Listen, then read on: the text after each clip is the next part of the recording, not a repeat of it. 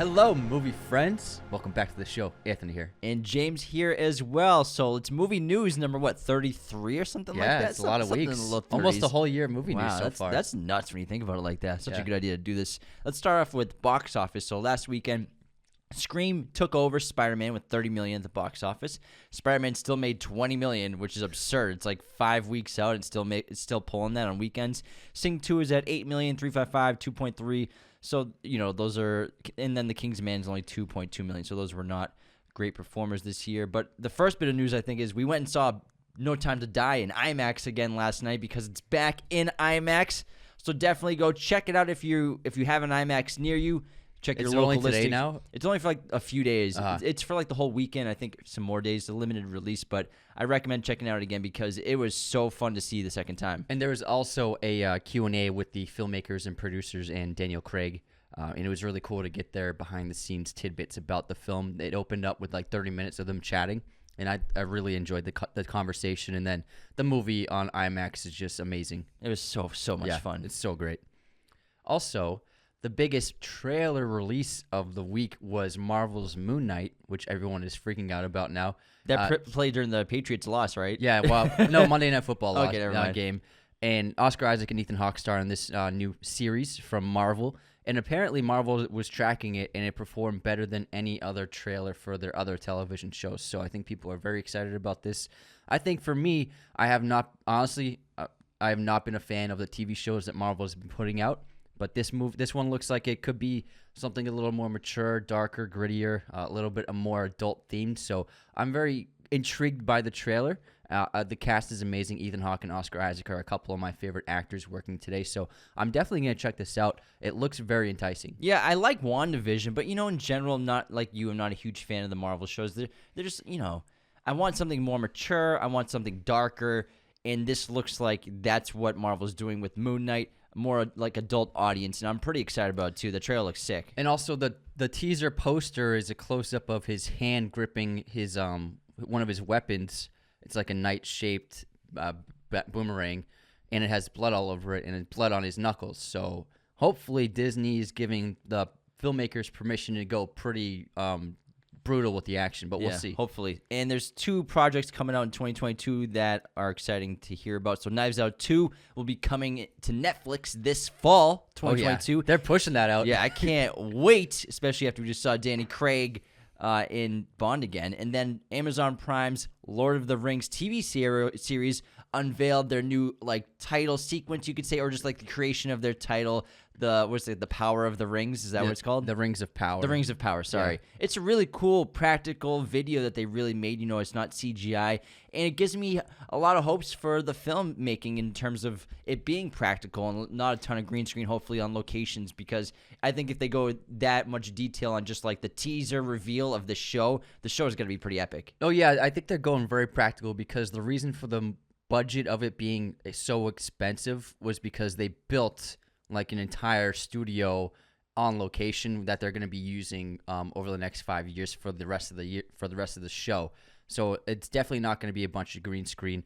And I think it's really fascinating because this is kind of a full circle thing for Jeff Bezos and Amazon, because back in the 90s, before it was doing anything other than books, Amazon made the majority of its profits just from selling Lord of the Rings books online. That's right, yeah. So to go from our number one thing was selling the Lord of the Rings novels to now we are producing the Lord of the Rings adaptation. And he owns the property of it now, or part of it. He owns MGM, and he I think they just licensed the rights to Lord of the Rings, but it's just really crazy to think about that. And hopefully, Bezos seems to be a big fan of it, so hopefully he brings back the old filmmaking that Peter Jackson used in the original trilogy versus what he did with The Hobbit. Yeah, so we'll see. Also, biggest casting news this week is Bong Joon Ho has picked his next film to make after Parasite, which is going to be based on a novel, which is not out yet. It's going to be coming out in the coming months. It's called Mickey 7, a sci-fi novel, and he got the rights to it, and he's going to be making a film with Robert Pattinson starring as the lead character. Yeah, so this seems like a really cool idea. I love Bong Joon Ho going back to sci-fi realm, like Snowpiercer. I think that's a really cool sci-fi film that he made. And the story seems really interesting. It's about this astronaut who's on a one-man mission to colonize this planet or this moon, this ice planet somewhere, and it's about that character in his journey there. So I won't spoil too much. The book you can pre-order right now on Amazon if you want to get it. I want to check it out because if it's that interesting of a story that Bong Joon Ho is going to make a movie on it, I think I'll get it. So it's called Mickey 7, a novel. Also, Daniel Radcliffe has just been cast to play Weird Al Yankovic in the biopic, which will be produced by Hulu.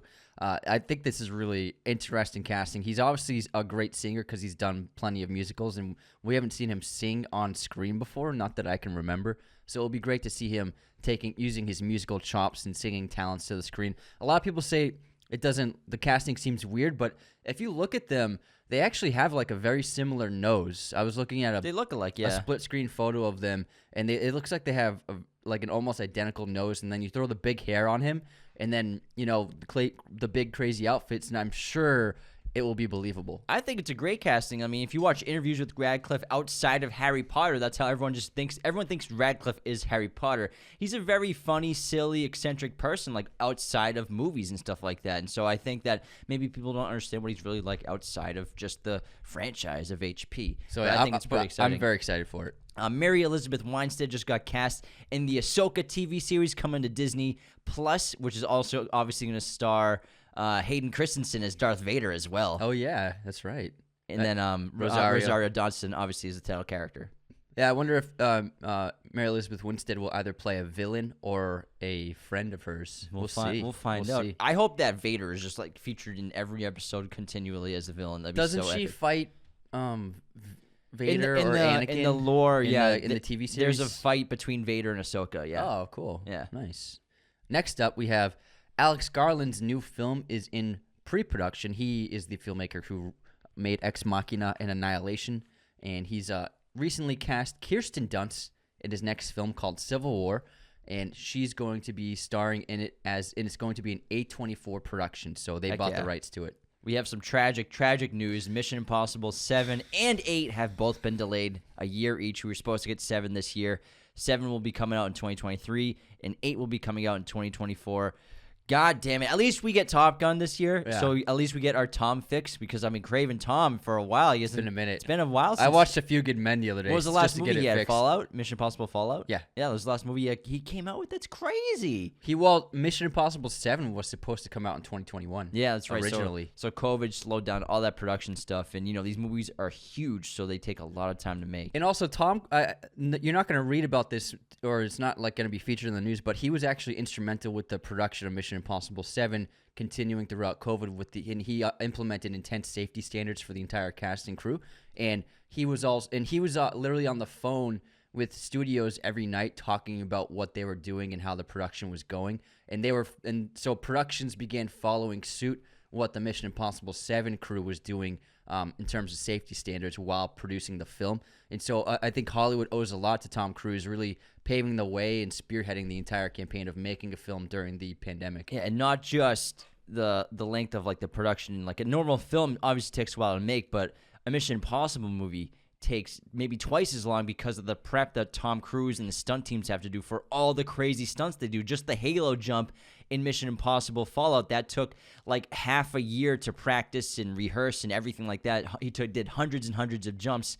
So it takes a long time to get these movies prepped to make, because they are the biggest movies of all time, and we can only expect even bigger films each time, so can't wait. Also, 3 Batman news right here. back to back. Michael Giacchino, the composer of the Batman, he has released the official main theme for the Batman. I'm not going to listen to it. I know you hear some of it in the trailer, but I want to go into it completely open-minded. And he said that he started working on the score before Matt Reeves even had a script for him. That's pretty epic. And I'm sure it's like being a composer, like how incredible would it be to just like, oh, I got hired to do Batman. That's insane. And it's probably a similar situation with like Nolan and Hans Zimmer. Like, here's like the idea that I have. This is the feeling of the film. Make something out of that. And we know that he's basing the character of Bruce Wayne off Kurt Cobain in a way. So that's why I think we have like elements of like the sound of Nirvana kind of in the theme. Yeah. And also just following the footsteps of Hans Zimmer and Tim Burton is just really probably a dream come true for him. The runtime is also at 2 hours and 55 minutes, including the opening credits titles. So I can't wait. I might watch this back to back in the same day. I don't know. It sounds like it's an hour too short, though. I want like a 7-hour Batman epic, honestly. But what I'm really looking forward to is that they revealed that there's going to be an 8-minute opening title sequence. So cool. So, and that's never been done with the Batman Maybe film. that's going to be like, remember when Fincher was thinking about It when could he was be, almost in yeah. the Spider-Man, he did the origin story via the opening sequence. That was his idea. So maybe it's going to be something like that. Yeah, he would have done Spider-Man, the entire Uncle Ben, getting the powers in the first 5 minutes with the credits rolling. So I'm really excited and curious to see what Matt Reeves has in store for the opening credits. Just to set up this new Gotham, to set up the characters, because remember, this is Batman year 2 of being Batman. So he's been Batman for a year, so maybe this opening sequence will explain what he's been doing, what happened to his family, how he lost his family, maybe a little bit of Selena Kyle, all that. We'll find out in March. And then also, Matt Reeves also confirmed that this is very close to being like a horror movie. Yes. And he also confirmed that his inspiration for the Riddler interpretation is the Zodiac Killer from San Francisco. Yeah, so I think we all assume that, especially the logo that Riddler seems Yeah, to the use mask and very glasses. similar to like, Zodiac like Killer. Zodiac had that hood mask and glasses. That was part of his The costume. glasses on top of Yeah. it. And, I mean, I don't think it's going to be rated R. Obviously, it's probably going to be PG-13. I'm not too upset about that. There are some pretty hard PG-13 movies that have come out the last decade. It's not that big of a deal. I don't think we'll ever get a rated R Batman feature film, live action, maybe animated. So it's not that big of a deal for me that's not rated R. There's a couple other tidbits here. There's a lawsuit of people suing Universal for the film Yesterday, because the Beatles movie with She was supposed to be in that? she's in it, but I think all her scenes got cut.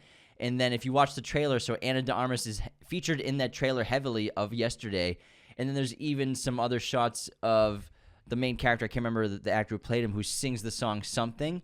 And both of those are not in the film. So Ana de Armas is not in the movie, and that song isn't in the movie. So they used Ana de Armas to lure people to go see that movie, and people want their money back. And there's like a $5 million lawsuit for all the people who want their money back from seeing the movie. Wow, the times we live in, man. I mean, I would never sue a studio, but it still is misleading for sure. Well, I mean, you could say that, but also like movies go through like various things in post production. They could have cut that trailer together, and the people who make the trailer aren't the studios. It's a company. It's a marketing companies that the studio hires to make trailers and posters. Yeah, but you know what they're doing. So they gave them the footage and movie, and obviously they're going to be like, oh, let's put this upcoming star, make sure she's in the movie trailer. But then the movie, I'm sure for the actual release, they're like movies cut scenes all the time, and I know. and actors get cut from movies all the time. So it's actually a very common thing, and it's silly to file a lawsuit for. I mean, it's still I enjoyed that movie a lot. So, yeah, it was a really good movie. I mean, but I'm sure if you went to go see it to see Ana de Armas, you'd probably be upset. I wouldn't sue, but like I'd still be bummed if that was my main reason to go see it. I think it's a lot.